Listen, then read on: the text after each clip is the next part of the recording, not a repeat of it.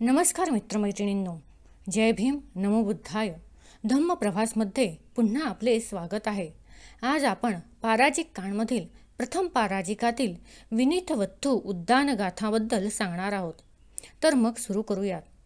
यामध्ये माकडीन तसेच वज्जीपुत्र भिक्खू, गृहस्थ वेश धारण करणारा, नग्न राहणारा आणि इतर संप्रदायातील तिथ्थीय लोक, लहान मुलगी आणि उपलवन्ना भिक्खुणी तसेच जननचिन्हांशी संबंधित इतर दोन प्रसंग, आई, मुलगी, बहीण आणि पत्नी, तसेच मृदू म्हणजे लवचिक शरीराचा आणि लांबट शरीराचा भिक्खू, दोन प्रकारच्या जखमा, रंगीत म्हणजे लेप केलेल्या प्रतिमेचा प्रसंग आणि लाकडी भावलीचा प्रसंग, सुंदर भिक्खूसह 5 प्रसंग आणि सिविथिका म्हणजेच स्मशानातील 5 प्रकारचे प्रसंग, नाग, यक्षिणी, पिशाचिनी, पंडक म्हणजे नपुसक, तसेच इंद्रिय दोष असलेला आणि केवळ स्पर्श करणारा भत्तियात झोपलेला अरहंत, सावत्तीत 4 प्रसंग, वैशालीतील 3 प्रसंग, तसेच स्वप्नातील आणि भारुकच्छ येथील प्रसंग, सुपण्या, सुद्धा भिक्खुणी,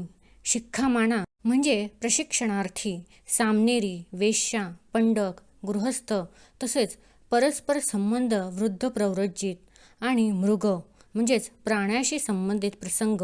प्रथम प्रसंग. त्या काळी एका भिक्खूने माकडीनिशी मैथुन धर्म आचरण केला. त्याला मनात खंत वाटली. भगवंतांनी शिक्षापदात म्हणजेच संयमाचे नियम प्रस्थापित केले आहेत. मी काय पाराजिक म्हणजेच संन्यासभंगाची आपत्ती केली आहे का? त्याने हा विषय भगवंतांना सांगितला. भगवंत म्हणाले, भिक्खू, तू पाराजिक आपत्तीला पात्र ठरला आहेस. त्या काळी वैशालीतील अनेक वज्जीपुत्र भिक्खूंनी शिक्षा म्हणजे संन्यास नियम न सोडता, आपली दुर्बलता उघड न करता मैथुन धर्म आचरण केला. त्यांना ही खंत वाटली. भगवंतांनी शिक्षा प्रस्थापित केली आहे. आम्ही काय पाराजिक म्हणजे संन्यासभंगाची आपत्ती केली आहे का? त्यांनी हा विषय भगवंतांना सांगितला. भगवंत म्हणाले, भिक्खूंनो, तुम्ही पाराजिक आपत्ती केली आहे. पुढे त्या काळी एका भिक्खूने असे समजून यामुळे मला आपत्ती होणार नाही असे मानून गृहस्थाच्या वेशात मैथुन धर्म आचरण केला. त्याला खंत वाटली. भगवंतांनी शिक्षा प्रस्थापित केली आहे. मी काय पाराजिक आपत्ती केली आहे का? त्याने हा विषय भगवंतांना सांगितला. भगवंत म्हणाले, भिक्खू, तू पाराजिक आपत्तीला पात्र ठरलास. त्या काळी एका भिक्खूने असे समजून यामुळे मला आपत्ती होणार नाही असे मानून नग्न होऊन मैथुन धर्म आचरण केला. त्याला खंत वाटली. भगवंत म्हणाले, भिक्खू, तू पाराजिक आपत्तीला पात्र ठरलास. पुढे त्या काळी एका भिक्खूने असे समजून यामुळे मला आपत्ती होणार नाही असे मानून विविध प्रकारची वस्त्रे परिधान करून मैथुन धर्म आचरण केला. गवताचे वस्त्र, झाडाच्या सालीचे वस्त्र, लाकडी तुकड्याचे वस्त्र, केसांचे कंबळ, प्राण्यांच्या केसांचे कंबळ, घुबडाच्या पिसाचे वस्त्र, मृगचर्म इत्यादी घालून मैथुन धर्म आचरण केला. त्याला खंत वाटली.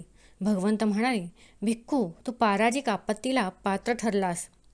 त्या काळी पिंडाचारी म्हणजेच भिक्षा मागणारा भिक्खू एका आसनावर झोपलेल्या मुलीला पाहून वासनेने आकृष्ट झाला आणि त्याने तिच्या शरीरात आपले अंग घातले.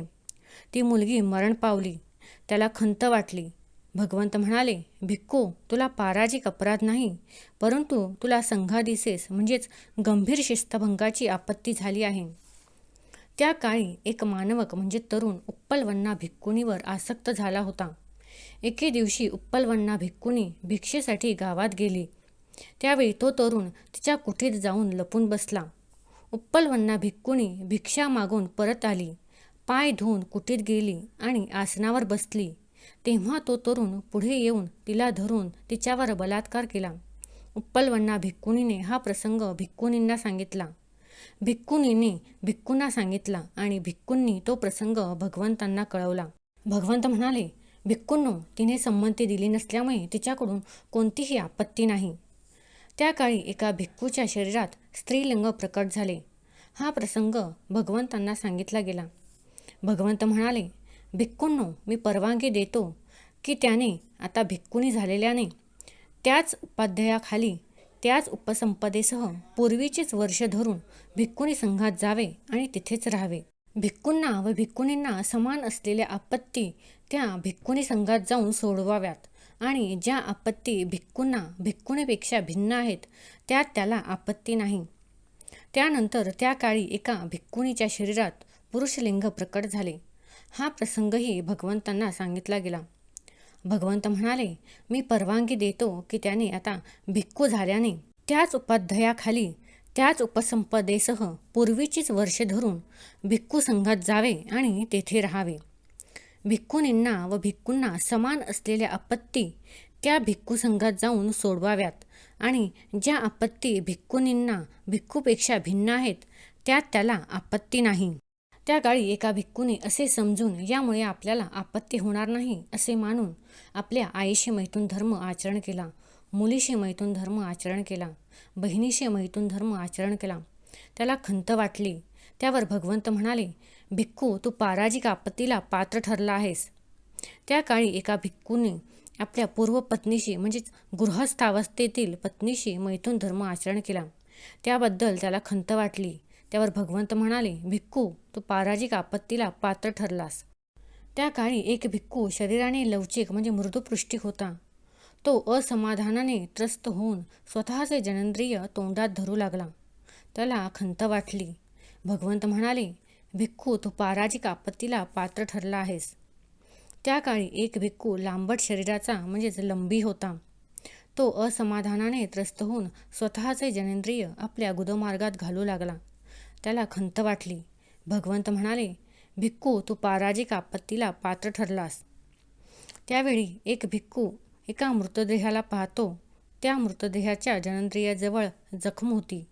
तो असे समजून त्यामुळे मला आपत्ती होणार नाही असे मानून आपल्या जननेंद्रियाने त्या मृतदेहाच्या जननेंद्रियात प्रवेश करून जखमेच्या मार्गाने बाहेर काढतो. त्याला खंत वाटली. भगवंत म्हणाले, भिक्खू तू पाराजिक आपत्तीला पात्र ठरलास. त्या काळी एक भिक्खू वासनेने प्रेरित होऊन रंगीत लेप लावलेल्या स्त्री प्रतिमेच्या जननचिन्हाला आपले जननेंद्रिये स्पर्श करतो. त्याला खंत वाटली. भगवंत म्हणाले, तुला पाराजिक आपत्ती नाही, पण तुला दुःखट आपत्ती झाली आहे. तर आज आपण येथेच थांबूया. पुढील व्हिडिओमध्ये आपण विनीतवत्तूचा पुढील भाग बघू. जर तुम्हाला हा व्हिडिओ आवडला असेल तर सबस्क्राईब, लाईक, शेअर करा आणि काही सूचना असतील तर कमेंट करा. व्हिडिओ पूर्ण ऐकल्याबद्दल आभारी आहोत.